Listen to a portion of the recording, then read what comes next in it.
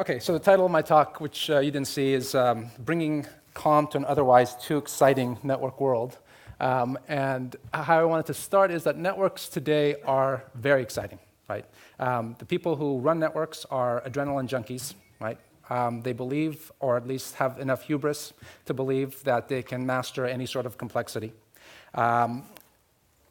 And so we're left with a world where the networking state-of-the-art roughly looks like this, right? I want to do a lot of things with my network, a lot of important things, but I'm always on the edge of my seat, right? Anytime I'm trying to do anything, or when some network event takes place, I'm worried. When a link fails, are things going to converge? Am I going to have loops? Am I going to black hole things? If I want to try to upgrade software on a switch, what's going to break? What happens if I try to put multiple applications on the same network? Or if I try to add a new customer, worse, to an existing network? Every once in a while, I want to expand my network fabric for more capacity. Right? Again, I'm on the edge of my seat. Is this going to work out? Can I set security or isolation policy? Can I use my network to keep one person from talking to another person, or a set of hosts talking to another set of hosts, perhaps even in a virtualized environment? Maybe because I want to be able to migrate virtual machines around.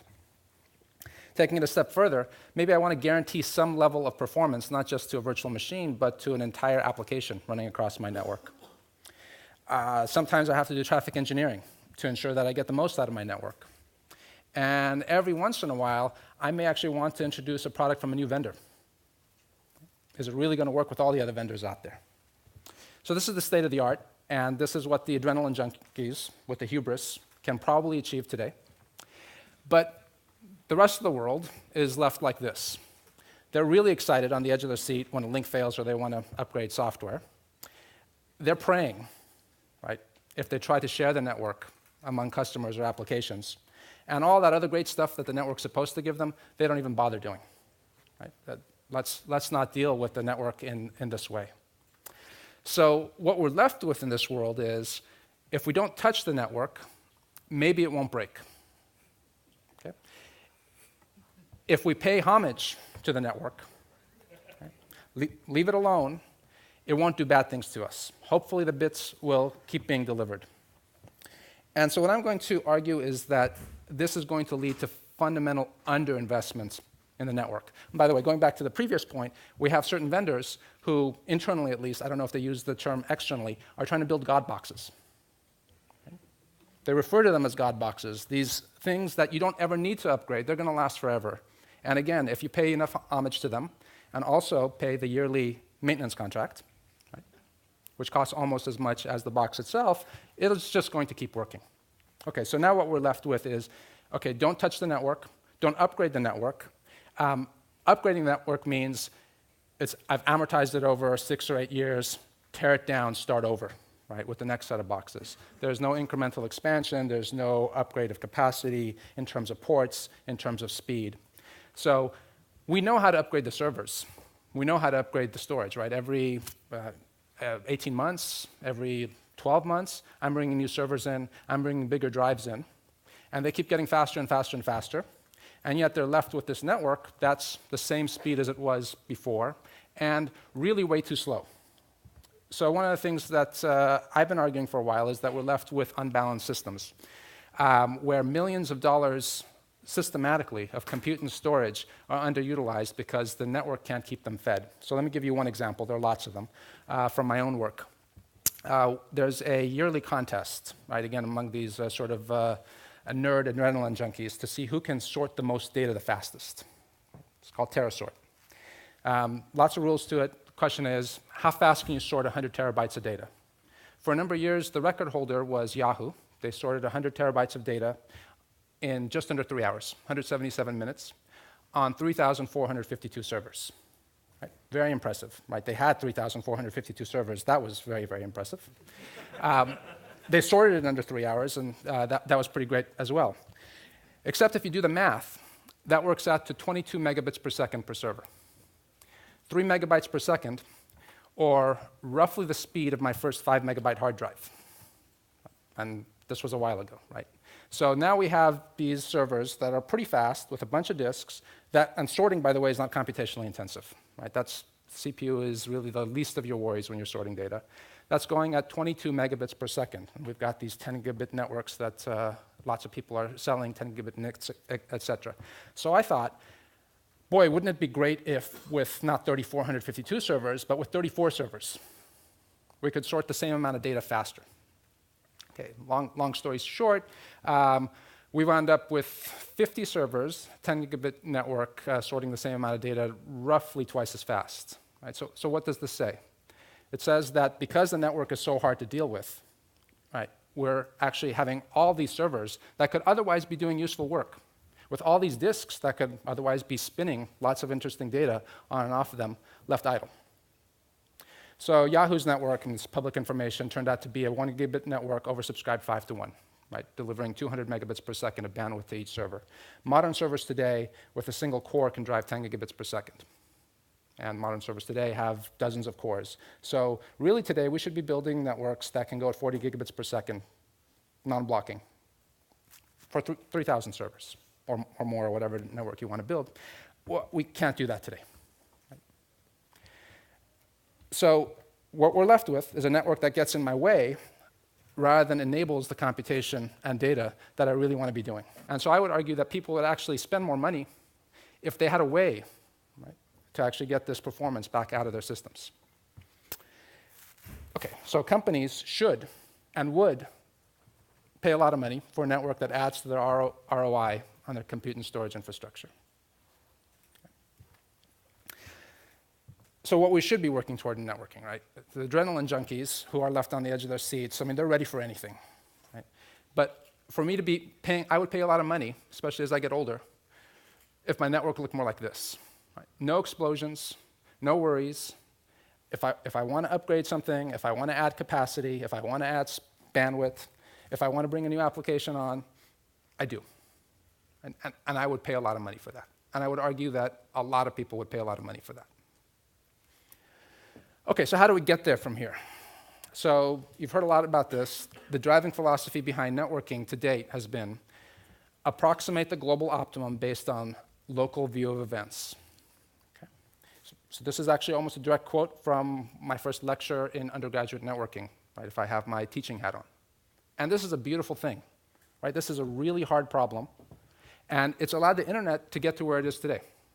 I would say without this, right, if we tried to come up with some global optimum, if we tried to come up with some brain, the internet would not be here today. All the success that it's enjoyed, forget about it. And the intellectual depth and richness of achieving the global optimum based on a local view of events is just awesome. Right? Academics, smart engineers, they can really sink their teeth into this. So we're going to treat network fabrics as just a collection of individual boxes, each acting autonomously. And that allowed the internet, right? You just bring along your box, connect to an existing box, and you're part of the internet. Right? Truly a beautiful thing. But at the scale that we're at right now, and with the changing set of assumptions that we have in the internet today relative to where we were, certainly when the internet started, we're actually left with some of the downsides, right? So it's an interesting situation. The internet wouldn't be here, it wouldn't be as successful if we try to do anything different. And yet, where we're at now with the internet, we need to be doing something different than what got us here. Okay, and so this is echoing some of the things that you've been hearing over the past day and a half, 2 days. How do we get there from here? Well, we need to be leveraging all the progress that's been made in other areas of computer systems over the past 30 years. And number one for me is we need more distributed systems in computer networks. Strange, given that computer networks and certainly the internet is the world's largest distributed system. So we should really be taking advantage of some of the things that have been developed for fault tolerance, for scalability, for using logically centralized control, and you've heard this term before, for maybe getting the global optimum without having to stand on your head using your local view of the system. Lots of nice systems built around this idea, lots of papers in this space. I'll give you one example from Google. So there's this famous paper called the Google File System. I'll give just a bit of historical context. Before this paper was published in 2003, the entire academic research community, and certainly the entire academic research community, and also portions of industry, was focused on the problem of building file systems in a completely decentralized peer-to-peer manner. right? Napster had come along, and everyone was about how do I build a file system fully decentralized. Lots of great research, lots of great systems built, but it turned out that it was too hard. And Google had this pretty controversial paper at the time saying, you build this massive scale file system running across tens of thousands of servers, and you have a single centralized element controlling everything. It was shocking in its boldness to go back so far. I mean, people said, how could you do something so simplistic? And yet no one could point to any other system that worked at that scale. Okay, so that's one side. Other things that are very important. High-level programming languages to specify what your intent is. Right? So I thought the phonetic work that Jen presented yesterday was right on. We need to be able to specify what we mean and have a compiler, essentially, interacting with a runtime, making it happen. On the flip side, you need to take it a step further with correctness proofs to enforce whatever intent it is that you had, right? So there's something that's actually going to go off and program a whole bunch of switches, but you want to make sure that the resulting programming actually follows the high-level constraints that you have. Right? And it could be, let's say I'm a cloud service provider, that no external customer of Amazon's can touch any internal Amazon server, no matter what. Right? And whatever solution you come up with needs to be checked by an independent program to make sure that's enforced. Okay, there's a huge amount of state about the network that is spread across lots and lots of boxes. Different people want to annotate the state in different ways. What I want and need is a database extensible in its schema so that I can track the state and not have to go to one person or one server to extend the data that I want to maintain or the state that I want to maintain about it. What this means is that new applications can come along and basically add a column to the database and only populate that column for a subset of rows. This is not radical new technology, right? Databases have known how to do this for a long time. We don't know how to do this for networks today. Okay, and finally in this world, if I do have this logically centralized view of the network, if I am upgrading my fabric, how do I make sure that it's staged in such a way that there's no performance degradation and all my isolation targets are met and there's no black holing of traffic, et cetera? So for planned events. And then for unplanned events, how do I then ensure that I converge as quickly as possible? So now, logically centralized means that, okay, I actually could lose if I tried to have a very, very large-scale system all having to go to one point. How do I strategically carve up my computation across my switches to make sure that this global reconvergence happens as quickly as possible? Okay, so I'll stop there. Basically, the thought I want to leave you with is that we want to go from networks that are too exciting to a bit more calm, enabling people to do things with the network that they were meant to do and wanting to do from the beginning, really extracting the value from what is the network about? It's about computation and storage, right? And we can't get at the computation and storage the way we need to be today. And the word of caution is that these tectonic reimaginings will mean, I won't say might mean, a few steps back before moving forward. Right? So it's not going to be nirvana overnight. There's going to be a bunch of work. It's going to be hard. Right? But to get there, we have a lot of interesting work to do.